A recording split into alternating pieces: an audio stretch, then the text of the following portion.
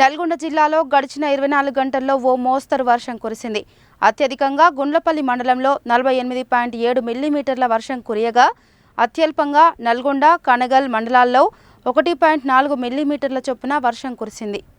నల్గొండ జిల్లాలో గడిచిన 24 గంటల్లో 348.7 మిల్లీమీటర్ల వర్షం కురియగా, సగటున 10.9 మిల్లీమీటర్ల వర్షపాతం నమోదైంది.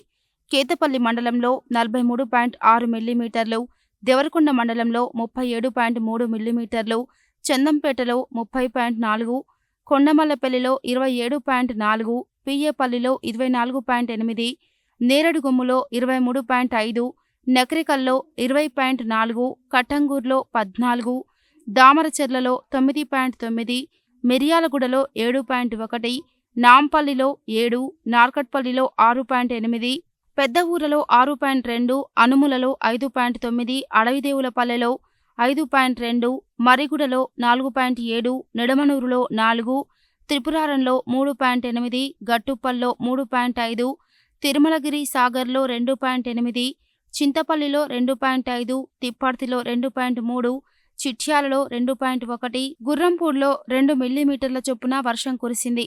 వర్షాకాలం ప్రారంభమైన జూన్ 1 నుండి జూలై 31 వరకు నల్గొండ జిల్లాలో సాధారణ వర్షపాతం 212.1 మిల్లీమీటర్లుగా కాగా, అంతకంటే 27% అధికంగా 269.2 మిల్లీమీటర్ల వర్షం కురిసింది.